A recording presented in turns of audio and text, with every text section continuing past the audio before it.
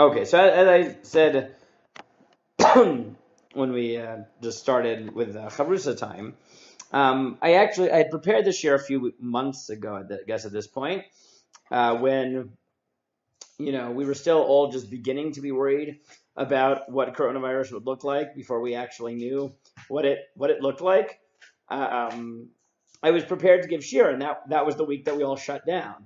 So, and I'd been thinking about it because one of my friends had emailed me, had WhatsApp me, and he said, "Are you saying slichot on Tanit Esther for the coronavirus? Because there is this minhag. There's this halacha of davening for when there's a epidemic, and there's even a unique slicha which is said on a Tanit, especially on Tanit Esther. There's a special paragraph in it specifically on Tanit Esther. So it got me thinking, because I listened to a shir while I was driving to Modi'in, where someone said, well, it's not dever. This doesn't count as dever, and therefore it may be bad, but it's not dever. But as it turns out, the Gemara was very aware that there are different types of diseases, and there are different ways of reacting to them.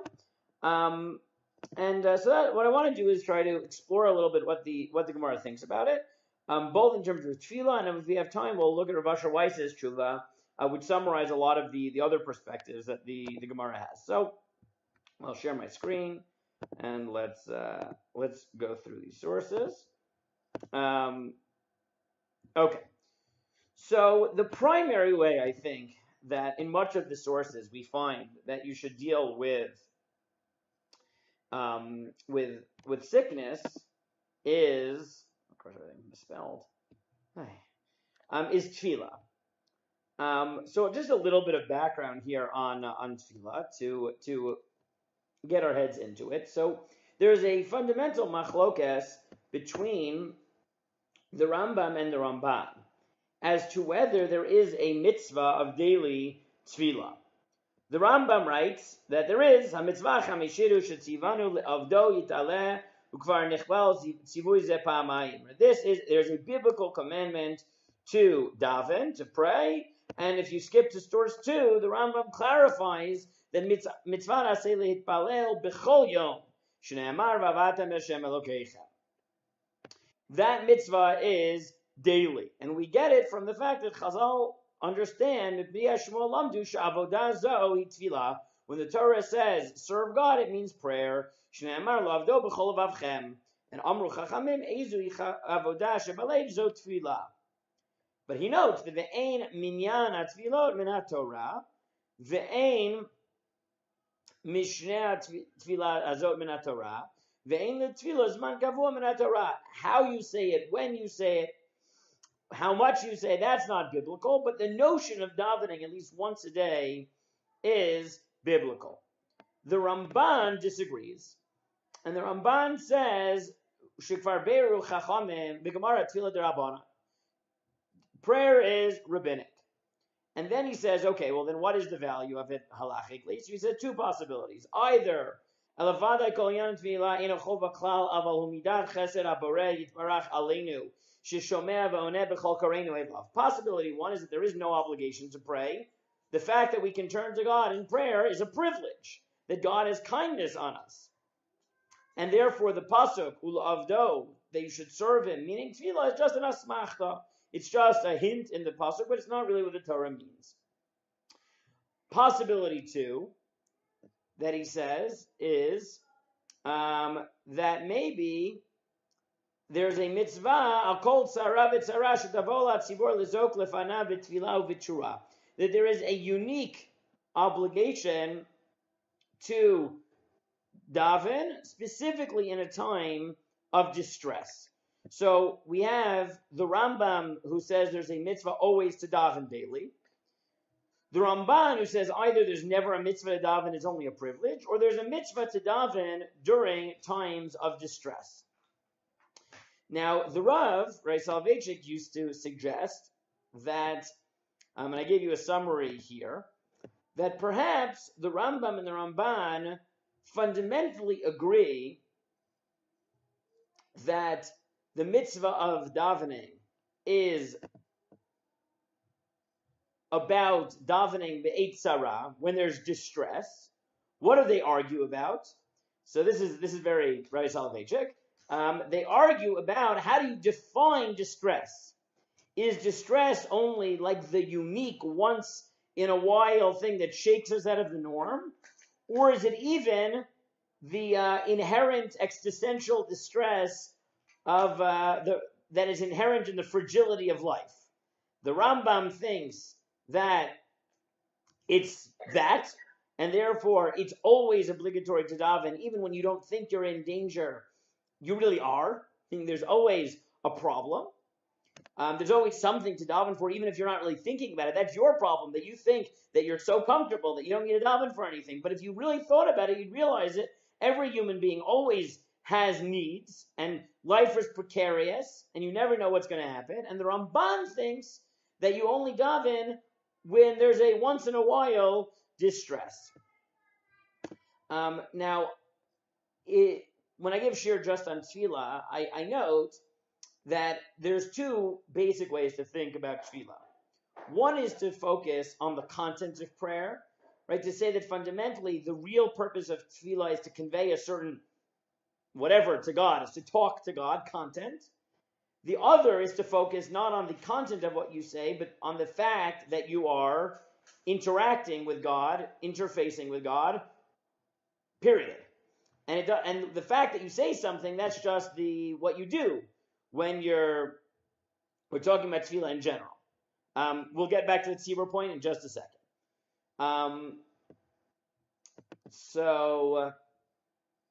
The Rav very clearly thinks that the focus of tefillah, according to everybody, is content. Right? The only question is what content. According to him, the Rambam thinks it's the struggles of everyday life, and the Ramban thinks it's the struggle of the unique struggles in times of distress, but not like the daily precariousness of life. I've noted in the past that Reb Chaim, the Rav's grandfather, Reb Chaim Soloveitchik, seems to actually say the opposite. Because he argues that even according to, that there's, without getting to the whole piece, but basically he says there's two types of kavana in tefillah. There's perush hamilim, there's understanding what you say, and that type of kavana you only need post facto in the first bracha of Shemona Esrei. And then there's the cognizance that you're in front of God, and he thinks that that's so definitional to tefillah that if you for a moment forget that you're in front of God, your whole tefillah is meaningless. Which shows that the Rav's grandfather, Reb Chaim, seems to think that the definition of tefillah is not content, but simply relationship, right? Because he thinks that's what defines tefillah. And I've suggested that perhaps really the machloket between the Rambam and the Ramban is actually this point. That the Rambam, who says you daven every day, maybe the Rav is not correct. Maybe the reason he wants you to daven every day is because it's important to maintain a relationship, right? Even if you, so to speak, have nothing to say, you should say something. And the Ramban thinks the purpose of tefillah is to ask for things. Okay, that's sort of the background. Now, Jamie is right that technically the Ramban is more limited. The Ramban doesn't even say that there is a mitzvah to daven when you're in distress. He seems to think that if there's a mitzvah of tefillah, it is to daven specifically when the community is in distress. That creates a unique obligation. And as it turns out, the Rambam agrees. Even though he thinks there's a mitzvah to daven every day, he does think that there is a unique mitzvah to daven when there is a tzara for the tzibur, that when the community is in distress, there's a unique obligation. If you look at the Rambam in Hilchot Ta'anit in source 5, he says, mitzvat aseh achat, v'hilis ok lifnei Hashem, b'chol eit tzara gdola shelo tavo latzibur. There is a special mitzvah to daven, to scream out to God, when the community has a distress. And the Rambam notes, if you read the halacha, mitzvah aseh min haTorah liz'oku lahariya b'chatzotrot, al kol tzara shetavo latzibur. There's a mitzvah to daven, to blow the shofar, etc., for everything that might happen to the community. Klomar kol davar sheyitzar lachem gegon batzoret v'dever v'arbe v'chayot ben yizaku alein v'ariu, like famine or plague or locusts, etc. And then in halacha bet he says, "V'davar ze midarkei tshuvahu." This is a function of repentance.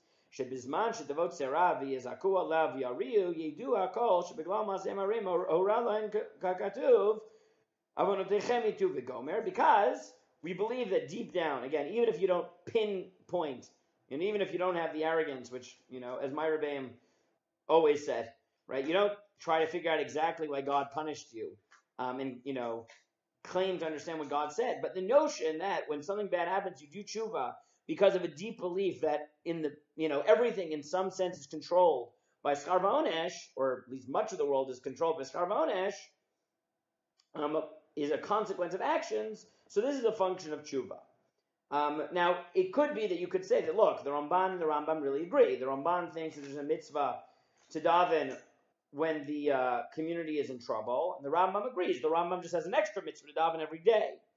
But I was listening to a shir maybe 2 weeks ago by Rav Moshe Lichtenstein, who suggested that if you're actually careful, you'll see that the Rambam and the Ramban don't agree conceptually about this as either. Meaning they both agree that there is a mitzvah to daven when there is a communal trouble. But if you're careful, the Ramban thinks that it's a function of tefillah. The Rambam thinks that tefillah isn't the main point. Tefillah is just a means to tshuva. And therefore, as it turns out, even within this obligation to daven when there is a trouble that hits the community, the Ramban conceptualizes it as an obligation to pray, and the Rambam conceptualizes it as an obligation to repent. I'll be honest, as a sidebar here, I was quite struck by a really powerful comment. Rabbi Shaul Robinson, who's the rabbi at Lincoln Square Synagogue on the Upper West Side, he posted on Facebook, and then he sent an email out to the rabbinic listserv of rabbinic alumni from Yeshivat Har Zion, and he said it was a request. He said, Americans, every time there's any problem in Israel, they hold Tehillim rallies. Suddenly everybody gets together and davens, Achenu Kol Beit Yisrael, right? If there's a war, if there's terrorism, if there's, you name it, and Jews in Chutz La'aretz jump to daven on behalf of people in Eretz Yisrael. But he said, Israelis, we're not used to being the ones that are in a better situation. And he requested, because he thinks that, and I think he's right, that Israeli Jews sort of forgot that sometimes we're in a much better situation, like now, where life is returning to normal, and we can actually daven in with a minyan again, if not in shul, outside of shul. He requested that we start davening or saying Tehillim for American Jewry who can't even go to shul to daven for themselves, B'tzibur. And there were a lot of rabbis who said, as soon as you sent that email, we started, because you're right? We're all responsible for each other. We're just not used to being the ones who have to daven for everybody else. We're used to being the ones who have other people davening for us. And I think he's right? I think that one of the fundamental obligations here is to daven for ourselves and for the community, and especially as things get better, we have to remember that we're part of a broader community, and daven for everybody.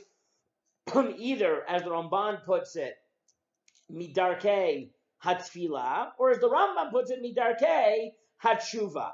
But I think it's important to realize that one of the fundamental responses that halacha mandates to mass distress of any kind is prayer. Prayers is repentance, but it's some form of communication with God. Obviously, in addition to everything else he needs to do, and that's what I gave you. If we get to it, Rav Asher Weiss's tshuva, that, right, in addition, maybe I'll pull this up for a second, but Chazal have another key advice. What's Chazal's, if I asked you, what is the number one responsibility you have during a pandemic?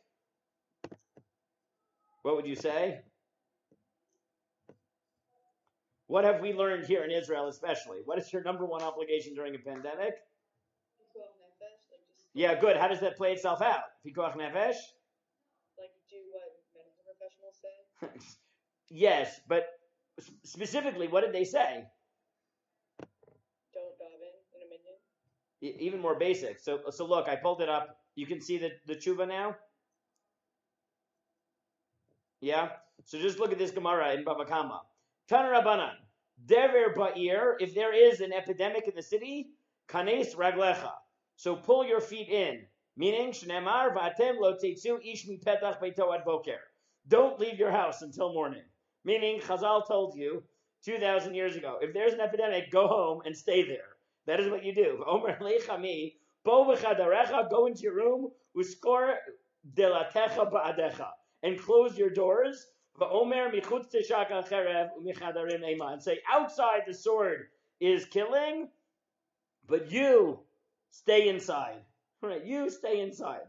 Right? This is Chazal's fundamental obligation. Epidemics, stay home. Right? You might have thought that's only at night, but you could still go to work. Not during the day. Right? Meaning don't go out extra, but go out for basic needs. Tashma. No.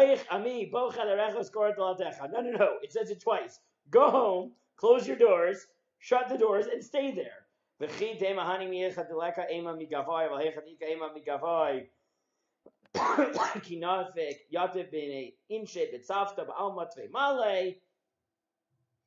you might have thought that's maybe only if there isn't also fear inside.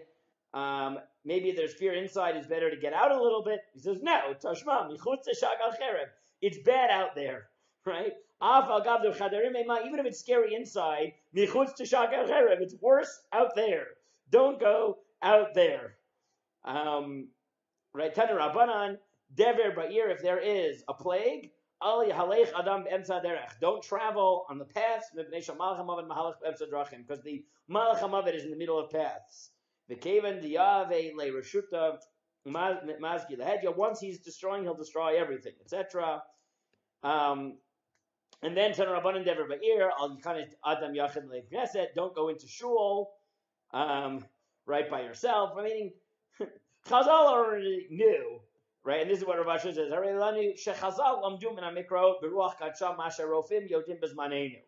What doctors said, Chazal already knew. When there's an epidemic,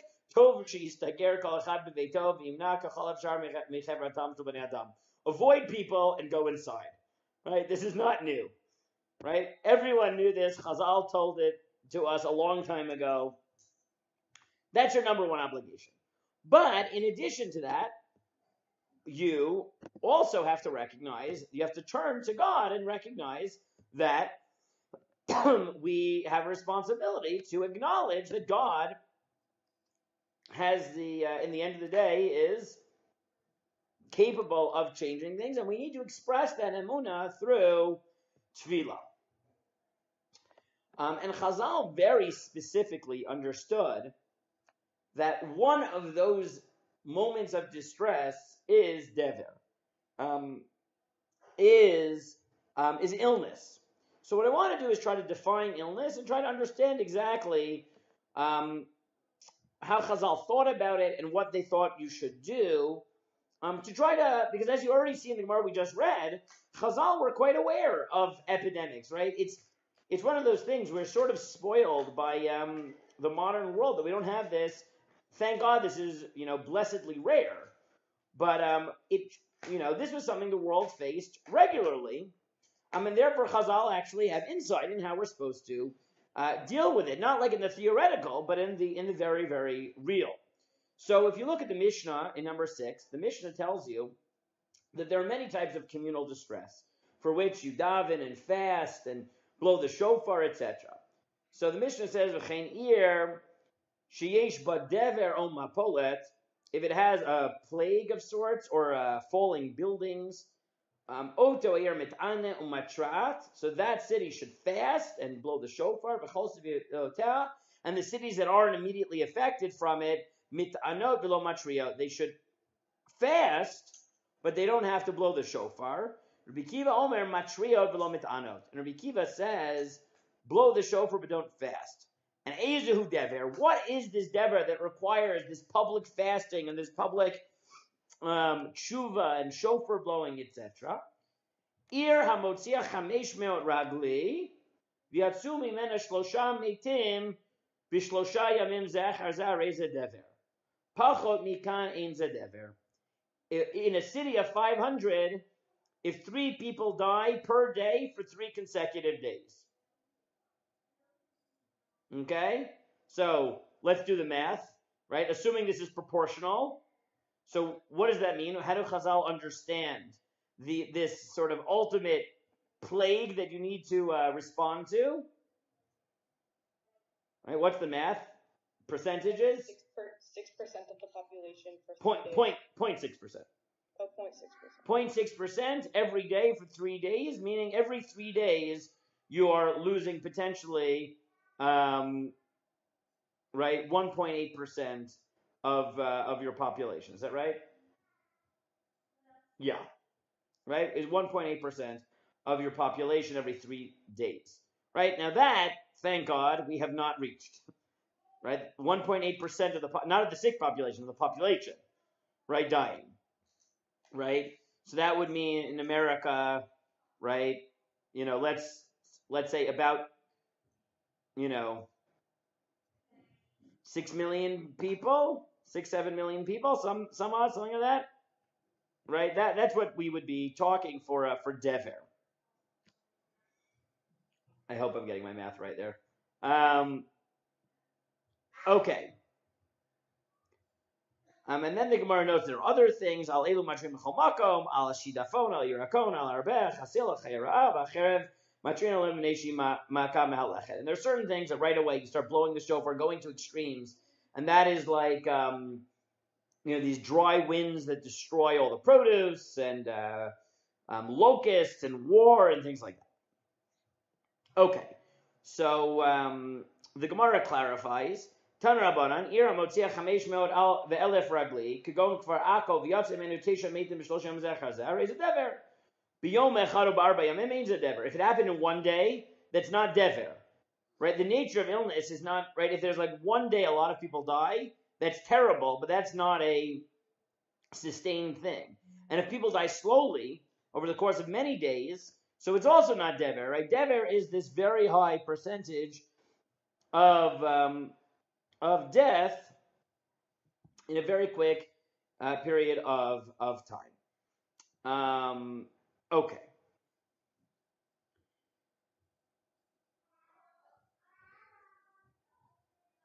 Right, and the reason the Karen Ora says, if you look at 8, is about near the Hachatayim Adamrin and B'Medrash She'ein Sarah Moshelish Loshiyamim Shleimin, because it's not normal that it's Sarah, that a distress like controls for 3 days. If it does already, that means you are in a particularly bad straits. So at the beginning of this, I heard a bunch of shiurim where people said, well, it's bad, but this isn't dever. This isn't dever, so it's bad, but this is not what Chazal are talking about. But this isn't true. It's just not true. Because look at the because if you just look, if you look at the Gemara, and I gave you just the Rambam summary here. Look at the Rambam, right? If you look at Perik Bet Hilchotani, he says, "Elu heinat sarot shel tzibur shetaninu matriin alen." These are the things that you blow the shofar from, etc. In Halacha Hey, he says, "Al hadever ezui hadever ir sheish b'chamesh me'ot ragli v'yatzim en shloshim eitim, etc." Okay.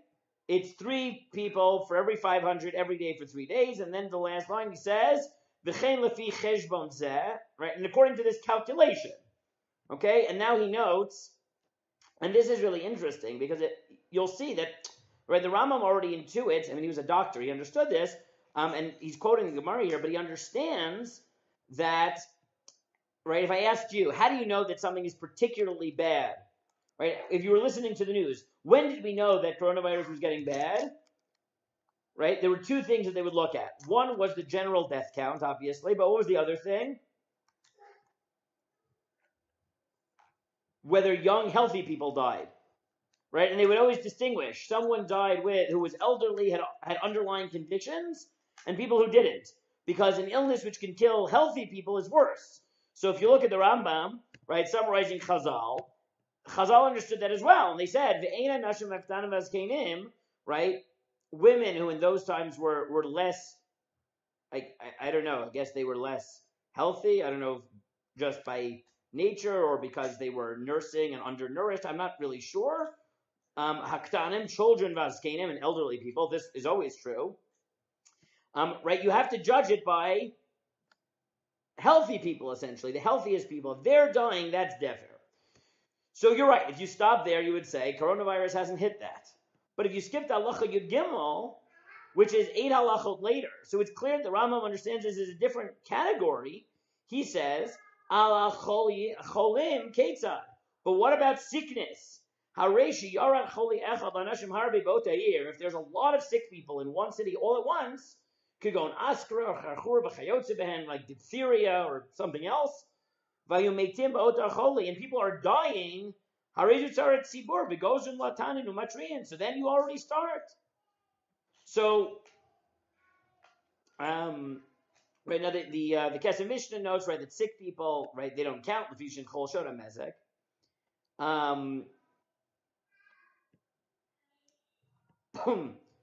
Now, what you see already, and this is what pretty much everyone seems to notice in the original poskim, is that there are two categories.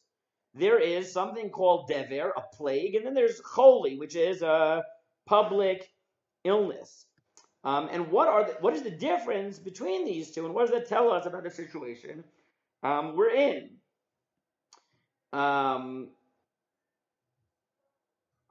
So I gave you here Bovadia. Let me just get some key lines here. Okay, so he tells you that he thinks the source of that you need healthy people might be from some of the other cases where buildings falling down will only take into we'll get to that in a second, Sarah. So he says maybe he gets it from the building cases where obviously buildings that are collapsing, that's not that's something to be expected, etc.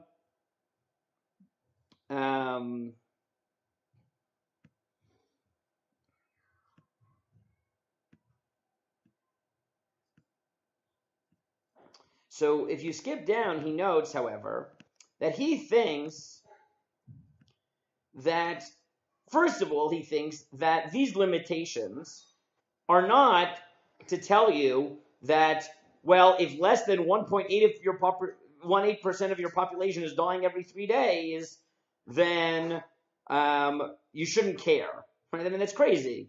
He said what it means is, you could say, he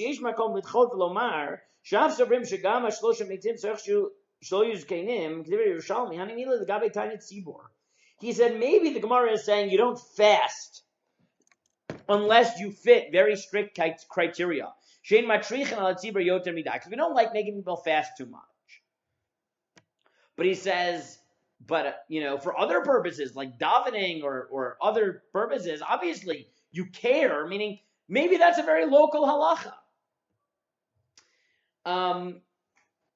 Now, I will note, before we define choli, that it's not just that Chazal understood a bit about epidemics. If you look at this amazing passage in 13, you'll see that the Gemara says that Amar Rabbi Yehuda, Ika mutne bechazire gazer tanita.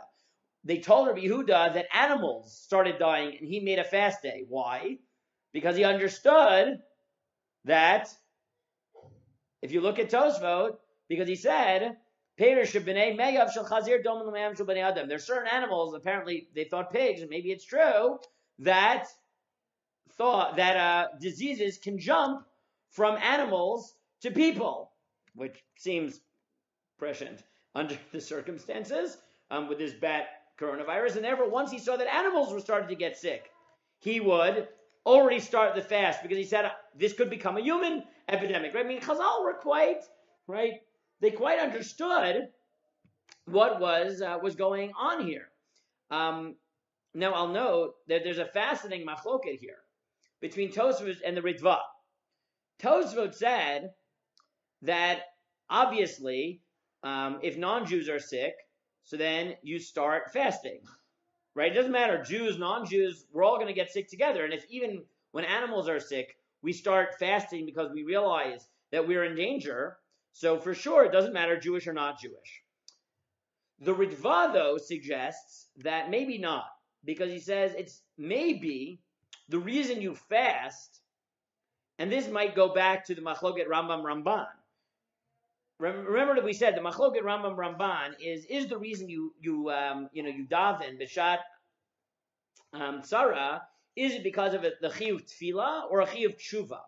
So if it's a chiyuv tefillah, I would say, look, if there's danger, then you start davening no matter what. The second you see danger, whether it's because you see a disease in animals that might jump to people or amongst non-Jews, doesn't matter.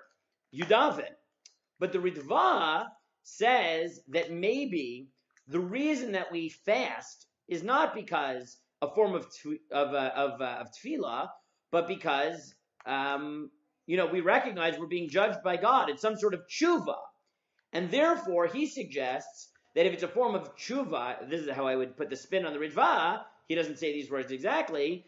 He says, "Aval goyim chalko reshut la'atzman." If only non-Jews were getting sick. Obviously we're all people, but still, inyan gzeiratam chaluka la'atzmam. V'trei dinei inun medanin. When you view this not from the vantage point of sickness, but from the vantage point of schar va'onesh, we are part of a different group. So there's this fascinating machlokas, right? What are we even talking about here? Tosfos just says this is how you react to danger, and therefore, as soon as we sense danger, we daven, we fast. The Ritva says no.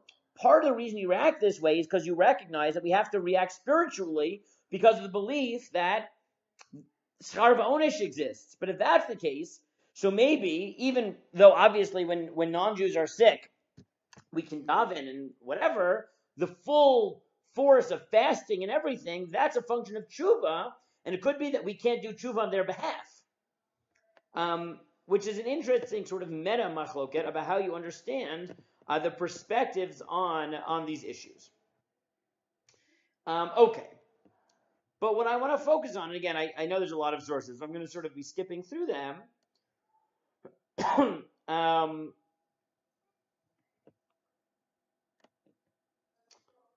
Is this issue that Chazal understood that there is a difference between a dever, right, a plague, and a choli. So what are these things?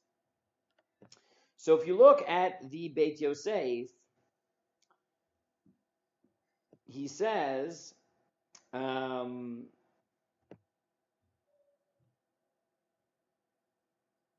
just give you the summary here in the Karen Orah. He says, "V'katav Beit Yosef, yesh ledaktik. Lama lo chilek ve'elo cholaim bein meiter shlosha b'shlosha yamim." Why by illness, this category of illness, don't you distinguish between whether 0.6% is dying every day for 3 days? Zechar zel 500 anashim. Ve'afshar d'shayni dever shu shinui avir hamemit b'li shehiyat zman b'choli. V'kol she'eno bo'to inyan shemetu shlosha b'shlosha yamim eno dever kavua ela krai ba'alma. Ve'eno asur leitakev. Ein metanin ma she'en gen b'chalayim elu. So he introduces this notion that you see in several poskim, which is that dever they understood it's something that was caused by bad air. I don't know what that means, right? But as opposed to choli, what is choli? So the way the poskim seem to take it, and this is where I think Chazal really had a very good grasp on the situation, in a way that I saw lost in a lot of the discussions. Choli is like this. If a lot of people are sick and some people are dying, so then you're already in epidemic land. You don't have to figure out how many people are dying per day. Why? because you understand that illness, right, once it's widespread and there are people dying from it, this is a tzara. And therefore, you don't start counting the percentages. What we're in, I think, is very clear in from what Allah is saying is holy, right? There are millions of people sick, and there are hundreds of thousands of people dying around the world. So we know that people are sick, and we know that it's dangerous. What else do you need to call this a tzarat tzibur? Dever is very specific. Dever is where there's something that will pass, but it's having a very intense effect right now. So then, if it happens at a very high death rate for 3 days, we know that this is like an intense, short-lived tzara. We start davening. Choli is this recognition that there's sickness around. Like dever, when I think of dever, it could be more like, if you want to use his language of bad air, it would be helpful maybe to think about the deaths in the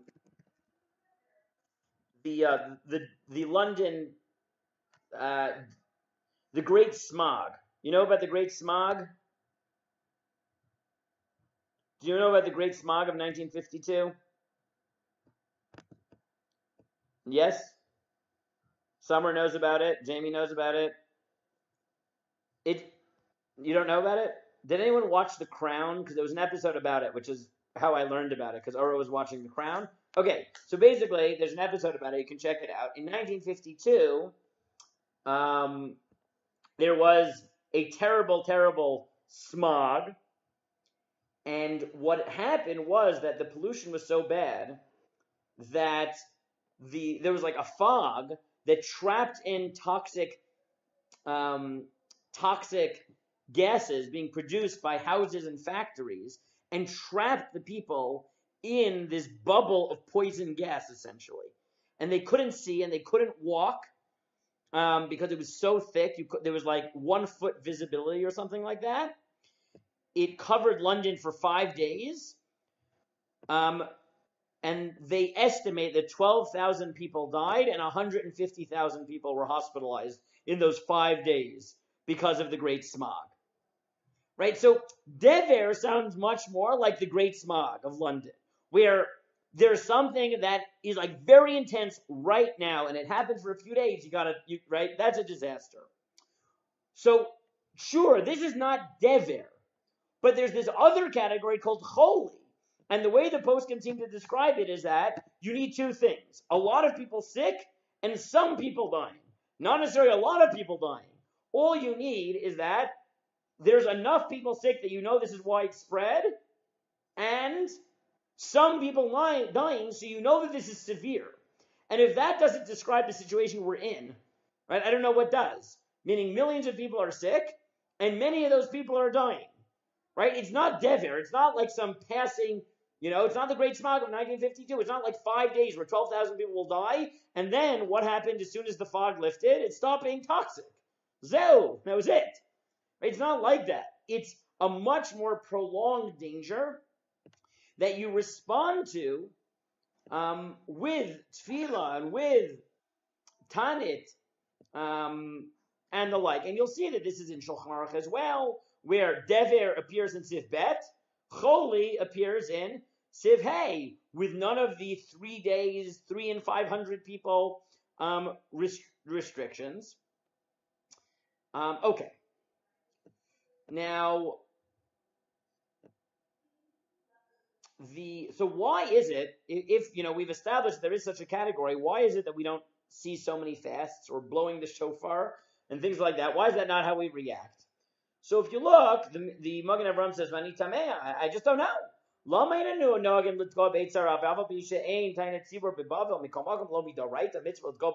said, look, maybe the fast days, the Gemara says, are only in Eretz Yisrael, but still blowing a shofar or something.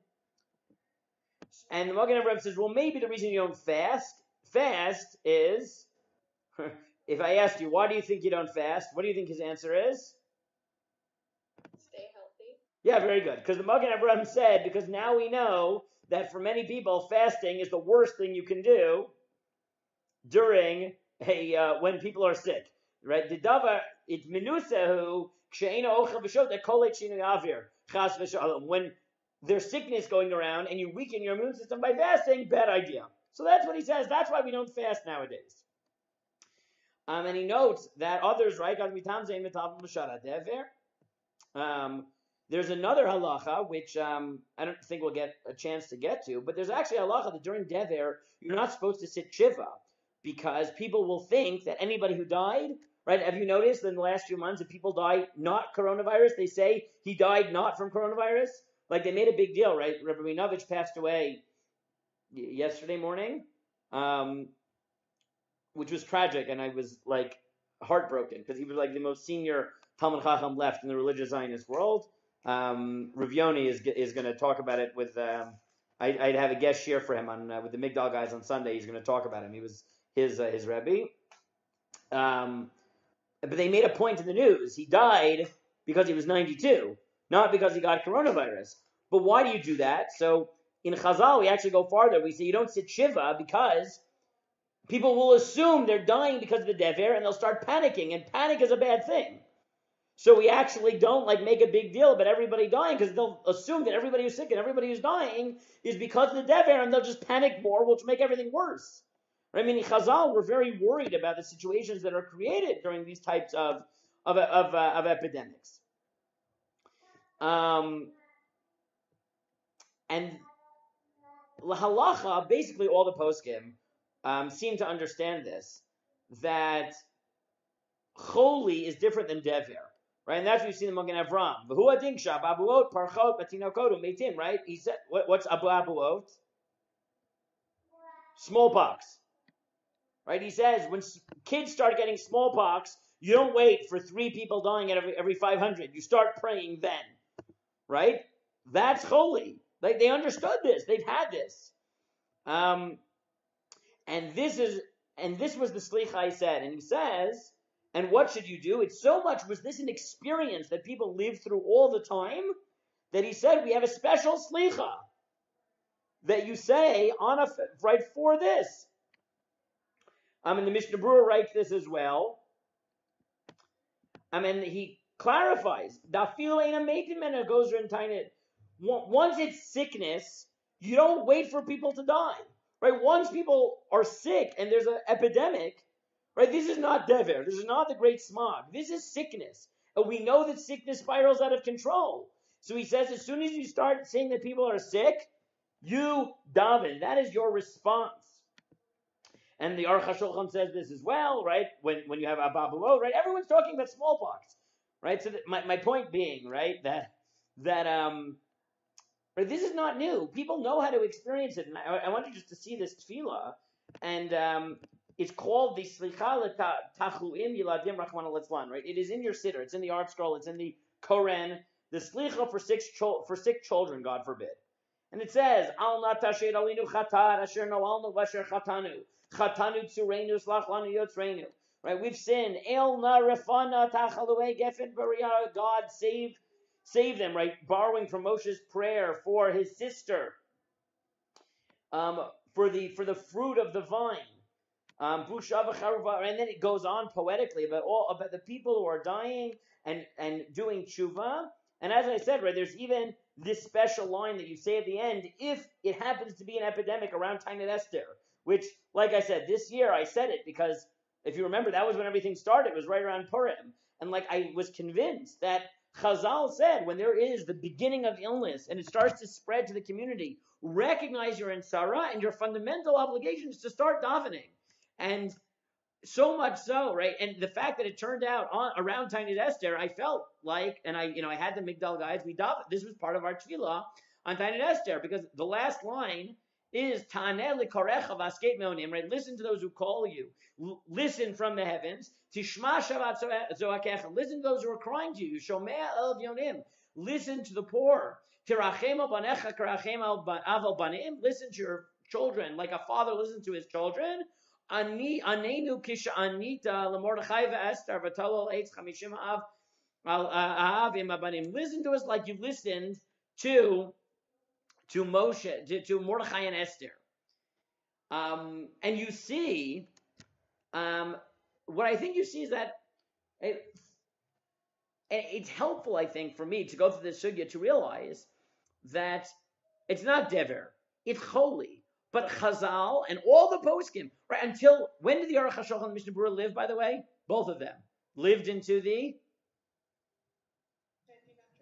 1900s, right? I've mentioned this before, right? The Mishnah Berurah has an obituary in the New York Times, right? We're not talking so long ago. He died in the 1930s, right? Both the Mishnah Berurah and the Aruch HaShulchan are living into the 20th century. Until the 1930s, they're writing, and the reality that there are epidemics and children are going to be dying, and that we need, that one of our central reactions and the way we deal with it as a community is to daven as a community and to recognize that God is behind it. Plus, as we saw from the Gemara in the beginning, stay home, right? For us, this is like we're learning to deal with epidemic for the first time. For everybody in history, this was, until the 20th century, this was just life, right? This was life. And therefore, they had a whole set of halachot and minhagim to help us grapple with it and frame it in our life and come to terms with what's very painful, right?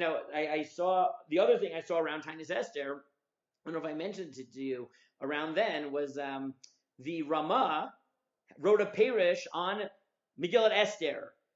And again, tell me if this sounds familiar. She says, why did I write a perush on Megillat Esther, of all things?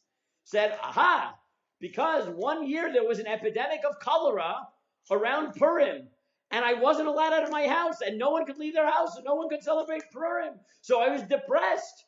So what did I do? I was stuck at home, and the only thing that gave me solace was Torah. So I wrote a perush on Esther, right? Meaning, we're not the first people to have epidemics, to be dealing with it, to be stuck at home, to be missing things we don't want to miss, right? To be missed, and to need to find some way of grappling with it. But most of human history, humans had to deal with it all the time, and therefore they had things to deal with it. We, thank God, rarely have to deal with it. So now it's helpful for us to go back to these sources and say, look, Chazal recognized you should stay inside. Chazal recognized that disease jumped from animals to human beings, and you should be careful about that. They recognize that it's a tragedy once people are starting to get sick and there's some death, and that you should start panicking all over the place, and that you should find tefillah to try to frame it and recognize God's place in it. This was part of humanity's experience forever, and we're starting to feel it for, thank God, the first time in most of our lives, right?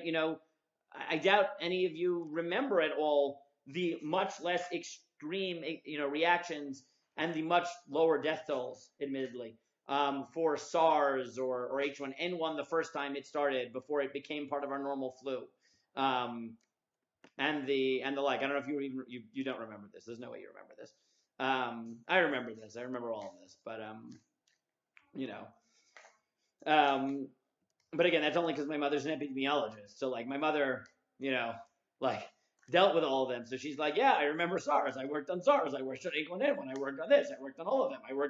I was there when AIDS was what was discovered, right? I've been seeing epidemics for 40 years, right? Okay. Now, I put here an English blog post from Moshe Lichtenstein, from Rabbi Moshe Lichtenstein, who had years ago written an article why nowadays he thinks that even though one of the things that the Gemara says you should fast for is lack of rain, he thinks that you shouldn't nowadays. I won't read it all inside, but I'll just run through his arguments. He says, first of all, thank God, lack of rain is not nearly as dangerous now as it was in time of the Gemara. Meaning, when we talk about lack of rain, we don't mean, for the most part, that we're not going to have water to drink, right? We mean that, we will not be able to garden and things like that, and we'll have to desalinate more water. And yeah, if it went on for years, it would be somewhat of an agricultural crisis. But again, we're not worried about starving, right? Maybe we'll have to import food, but the nature of the modern world is that it's just not as dangerous. The second point is that in the time of Chazal, rain was livelihood, right? Because most of the world was agricultural. So it was particularly, right, it was a water-based agricultural economy, which it's not. He also wonders whether nowadays we can take rain or lack of rain as a sign of divine providence, because in general we assume that hashgacha is not as intensely evident as it used to be. Okay. The fourth thing he said is that we don't feel it, right? Like during war, we feel in danger, and therefore we feel like we should daven, right? Davening is supposed to be a response that we feel naturally.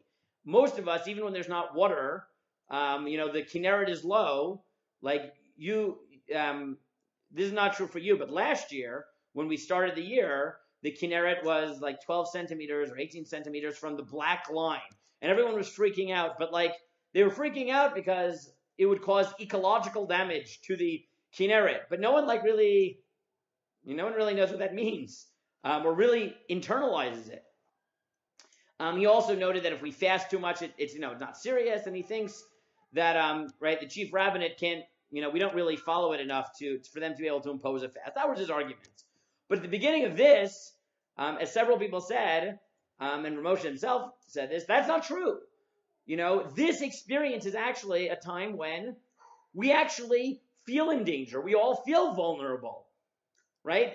Or more vulnerable, right? We actually feel it. It actually affects our lives. People are scared for the first time, right? People actually listened and stayed home, which is why this is somewhat slowing down in Israel, because people are scared. And if you're actually scared, right, and there's actual danger, so then we go right back to Chazal, and that's why you'll see that this time people davened, and there were fasts called, even though it was Nisan, so we didn't have whole day fasts. But we had fasts, right? The chief rabbinate called a fast because suddenly we were feeling that anxiety that Jews had felt for thousands of years, which, thank God, the modern period had made us feel much less. And we looked to halacha to say, well, how do you respond? And the answer is, come up with some way of reacting that captures your anxiety, recognizes that God has to be part of the equation. You have to turn to him, fast and daven, and the like. And it's this interesting thing that we get to re-examine halachot and see that this was really part of people's experience, and suddenly we're feeling it again. Now, a lot of these issues are summarized in this lengthy analysis in the different Malkiel. I left it there. I'm not going to go through it. What I want to do now is maybe just turn for the last 5 minutes to Rosh Hashanah to see some of the other piece of advice that Chazal gave us to deal with this. Because as I said, we forget, but this was such a part of human experience for so long. So what else does it tell us to do? So one thing we saw in addition to Tefillah and to maybe fasting and Tshuva is obviously stay home, right? Meaning that is something that's not just modern authorities telling us. That is Chazal, and he has this collection of Reb Menachem Mendel of Vitebsk, who said that in Tavkuf Memvav, so about 200 some odd years ago, they had a Magefa in Tveria, and he just says, what did we do? We locked ourselves in the Chatzer with just a minyan, right, a little bit more than a minyan, which is, what we're doing now, right, small groups, and davened our heart out, right, and everyone just, right, hid away in their homes, and no one else went out except the irresponsible people. And therefore we see that the practice always was, when there is plague, when there's epidemic, stay home. What else did they do? They would try to find ways of talking to people to avoid depression. But recognizing that you can't do that all the time, right? If that comes at the expense of it, then stay home. Let me skip down a little bit. Not going in the roads.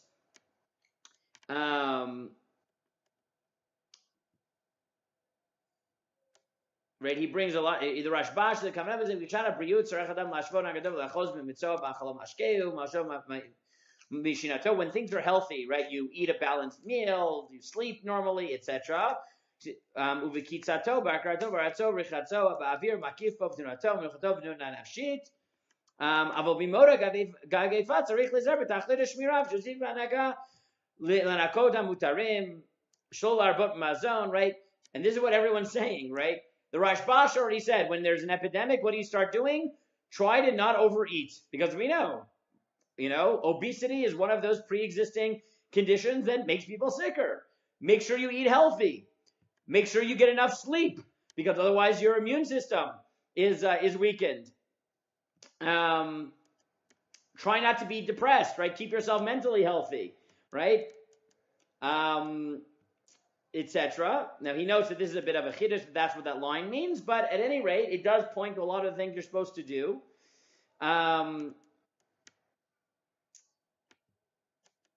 Right, and then he quotes as well that in the Gemara in Ktubot Nun Zayin, that Rabbi Yochanan said, avoid flies, avoid bugs around sick people. And he said this is something we know also, right? Like malaria and things like that pass from bugs. So avoid, right, dead bodies, avoid insects, right?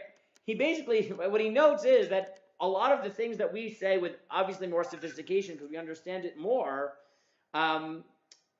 this was something that Jews and human beings had to experience almost, regularly for many thousands of years, and suddenly we can realize that we're lucky we don't have to experience it all the time, but we find that therefore halacha responds in many of the ways that we actually did in this situation. Okay, I see I'm not going to have time for the last point here, so I'll just summarize a little bit of what he says in the rest. He says, how dangerous do things have to be obligate you to take extra care? So he says, dever isn't a good case, right? Dever is just a very specific dever, but obviously in general, the answer is when things get dangerous, you should react. And then he studies this from different angles of different brachot that we have and the halachot of pikuach nefesh, and shows that when it comes to pikuach nefesh, right, the answer is you got to be really, really careful. And his summary is, we should learn from this is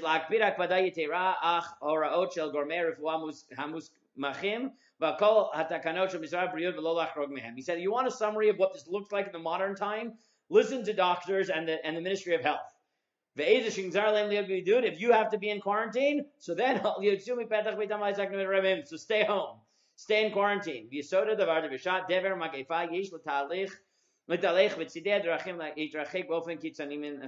things are dangerous, be as careful as you can.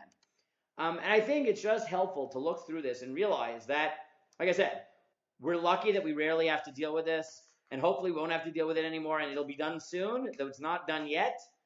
But to realize that Chazal and Jews throughout history have had to deal with it, and the basic rules were stay healthy, which meant stay at home if necessary, listen to the doctors. Right? That was already what people have always done. That's the basic halacha. And the second thing is remember that it's not enough to just take care of yourself physically, but to recognize that whenever something's going on and you're in distress, you have to respond spiritually as well. And therefore, we have tefillot. And therefore, halachically speaking, the right thing to do is what Jews have always done. Do our best to stay healthy. And remember to daven on behalf of ourselves and those who are still sick. That's what halacha wants to help us both stay safe and process what we're going through, not just psychologically, but with that spiritual element as well. So that's that, and I'll see you next week. Okay. Thank you.